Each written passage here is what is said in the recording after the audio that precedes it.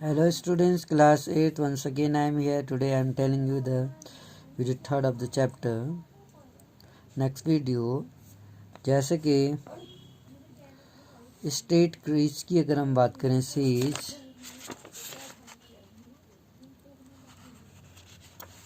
Princely state जो थे जहाँ पर राजा शासन करते थे।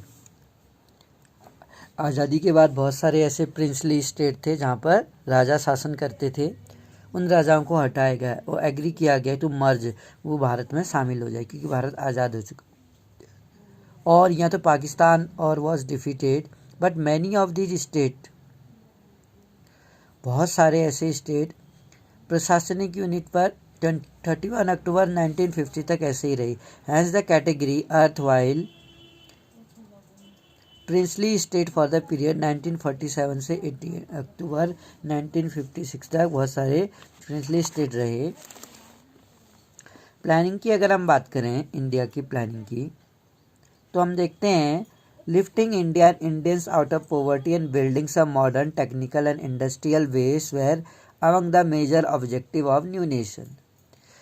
अगर हम इंडिया को लिफ्ट करते इंडियंस को देखें out of poverty and building a modern technical, जो एक आधुनिक टेक्निकल और इंडस्ट्रियल बेस बनाते हुए among the major objective of new nation. In 1950 the government set up a planning commission, एक प्लानिंग कमीशन बनाया to design the execute suitable policies for economic development के लिए।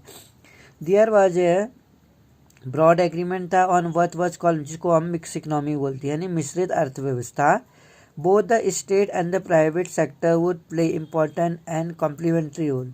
सभी ये प्राइवेट सेक्टर जो इम्पोर्टेंट और कॉम्प्लीमेंट्री रोल निभाते in increasing production and generating jobs, but especially these roles were to be which industry should be initiated by the state and which by the market, how to achieve a balance। ये कहता है अगर हम state की बात करें और private sectors की बात करें तो ये इम्पोर्टेंट रोल निभाते हैं और कॉम्प्लीमेंट्री रोल निभाते हैं, सहायक भूमिका, जो देश में प्रोडक्शंस को बढ़ाते हैं और जॉब भी मिलता है। जितने ज़्यादा प्राइवेट सेक्टर होंगे उतना ज़्यादा लोगों को जॉब मिलेगा, प्रोडक्शन भी ज़्यादा होगा। What specially this role were to be which industries should be initiated by state and which by the market, how to achieve a balance between the different region. अलग अलग रीजन्स में क्योंकि अलग अलग प्रॉब्लम्स होती हैं, तो कैसे इन रीजन में बैलेंस क्रिएट करते हैं स्टेटों में, was to be defined by planning commission. In 1956 second 5-year plan was formulated. This focused strongly on the development of heavy industries such as steel on the building of large dam। 1956 की अगर हम बात करें तो second 5-year plan था, वो formulate किया गया और जो डेवलपमेंट था हैवी इंडस्ट्री का, भारी उद्योगों का, जैसे कि स्टील और बिल्डिंग्स बनाने का, लार्ज डैम्स का, उस पर फोकस किया गया। सेकेंड 5-year प्लान्स में उद्योगों पर फोकस किया गया। This sector would be under the control of state, this focus on heavy industry and the efforts of जो स्टेट रेगुलेशंस थी इकोनॉमी उसको गाइड करने के लिए। Economic policy for next few decade the approaches had many strong supporters but also some vocal critics. Some felt, अगर हम महसूस करें, the it had put inadequate emphasis किया गया, अपर्याप्त जो एक बल दिया गया एग्रीकल्चर पर। Other argue that it had neglected primary education, अन्य लोगों ने इस पर आर्ग्यू किया कि इन्होंने प्राइमरी एजुकेशन पर भी निगलेक्ट किया है।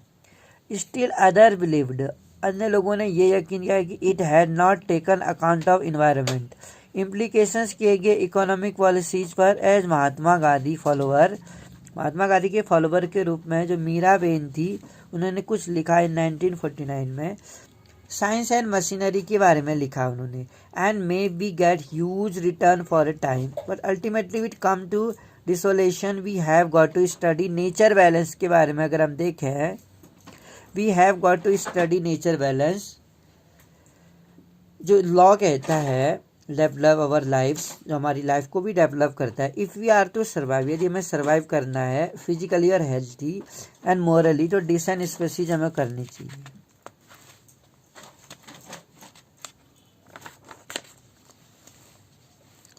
नेशंस के 60 ईयर्स ऑन की अगर हम बात करें 15 अगस्त 2007 की अगर हम बात करें, इंडिया ने अपनी आज़ादी के 60 ईयर्स सेलिब्रेट किए थे। तो ये क्वेश्चन आ जाता है एग्जाम में कि 15 अगस्त 2007 को इंडिया ने 60 ईयर्स सेलिब्रेट किए थे। How will he has the country done in this time, how well, इस समय तक इंडिया ने कितना अच्छा किया है, and to what extent has it fulfil the ideal set out in constitution that India is still United.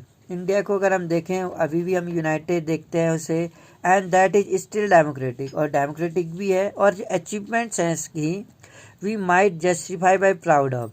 Many foreign जो है वो ऑब्जर्व करते हैं, felt that India could not survive, India एक सिंगल कंट्री के रूप में नहीं सर्वाइव कर सकता, that it would break into many parts which each region और लिंग्विस्टिक ग्रुप्स जो हैं seeking to form a nation of its own. Other ये यकीन करते हैं कि it would come under military rule, ये मिलिट्री रूल के अंदर आता है। However as many as 13 general elections जो थे हैव बीन हेल्ड किए गए।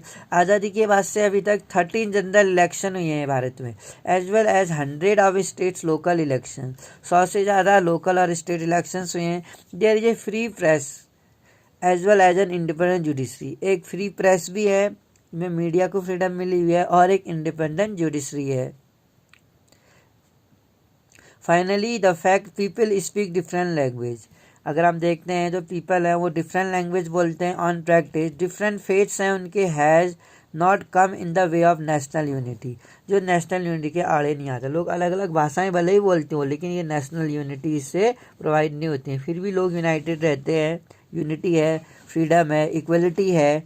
On the other hand deep division persist की बात करें, जो विभाजन देखते हैं हम, डिस्पाइट कॉन्स्टिट्यूशनल गारंटी के बावजूद अनटचेबल्स हैं, और as they are now referred to as Dalits, वो किस रूप में है, दलित्स के रूप में विभाजित है। फेस वायलेंस एंड डिस्क्रिमिनेशन, जो वायलेंस फेस करते हैं और discrimination. In many part of rural India they are not allowed, आज भी गाँव में बहुत सारे ग्रामीण क्षेत्र ऐसे हैं जहाँ पर जो दलित्स लोग हैं उनको पानी नहीं भरने दिया जाता। Allowed to access water source, water sources से वो पानी नहीं ले सकते हैं, टेम्पल्स में नहीं जा सकते हैं, पार्क में नहीं घूम सकते हैं, और अदर पब्लिक प्लेस में उनको जाने की परमिशन नहीं है। आज भी भारत के बहुत सारे हिस्से ऐसे हैं जहाँ पर दलित्स अनटचेबल्स इग्नोर किए जाते हैं।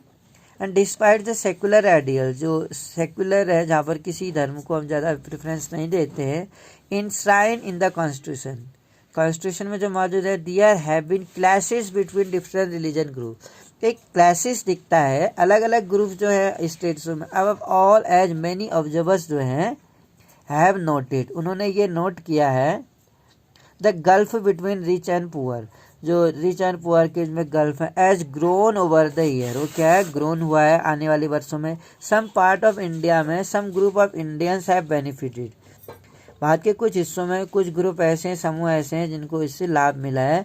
Great deal for economic development के, they live in large house and dine in expensive restaurants, वो बड़े घरों में रहते हैं और एक्सपेंसिव रेस्टोरेंट्स में खाना खाते हैं। Send their children too expensive private school, और अपने बच्चों को महंगे प्राइवेट स्कूलों में भेजते हैं। एक वर्ग ऐसा है भारत का जो बहुत एक्सपेंसिव प्राइवेट स्कूल में पढ़ता है बच्चे जिनकी। एट द सेम टाइम उसी समय कंटिन्यू टू लिव, ऐसे लोग भी हैं जो गरीबी रेखा से नीचे रहते हैं, हाउस इनके अर्बन एरिया में स्लम झुग्गी झोपड़ियों में रहते हैं, और लिविंग इन रिमोट विलेज और land, and yet little they control effort to send their childrens to school, और अपने बच्चों को स्कूल नहीं भेज पाते। कॉन्स्टिट्यूशन कहता है recognize equality before the law, हमें कानून की नज़र में इक्वलिटी मिली है, but in real life some Indians are more equal than other, कुछ जो इंडियंस हैं वो ज़्यादा इक्वल है अगले के मुकाबले। जज by the standard sale and independence, republic of India जो कहता है has been a great success है, but it has not been a failure either, लेकिन यहाँ पर हम इसको फेलियर कहें तो बुरा नहीं होगा। उसी टाइम अगर हम बात करें श्रीलंका की, इसी श्रीलंका में क्या हो रहा था, in 1956 the year state of India, जो इंडिया का स्टेट है वो रिकॉग्नाइज हुआ on the basis of language. The parliament of Sri Lanka introduce an act recognising Sinhala. Sri Lanka की गवर्नमेंट ने सिंगाली लैंग्वेज को रिकॉग्नाइज किया as the sole of the official language के रूप में, आधिकारिक भाषा के रूप में। They made Sinhala the medium of instruction, उन्होंने सिंगाली को मीडियम ऑफ इंस्ट्रक्शन बनाया एंड स्कूल एंड कॉलेज में भी लगा दिया, पब्लिक एग्जामिनेशन में भी और कोर्टों में भी। The new act opposed by the Tamil speaking, जो तमिल स्पीकिंग माइनॉरिटी थे उन लोगों ने सिंगाली भाषा का विरोध किया जो नॉर्थ आइलैंड में रहते थे। When you deny me and साइलोन warm another adding do not fear I assure, कहता है ये। तो कहीं ना कहीं तमिल स्पीकिंग माइनॉरिटीज़ होते हैं उन लोगों ने इस नए एक्ट का विरोध किया, क्योंकि हर जगह पर श्रीलंका में सिंगाली लैंग्वेज को लागू कर दिया था, चाहे कॉलेज हो, स्कूल्स हो, एग्जामिनेशन हो, कोर्ट में, हर जगह पर।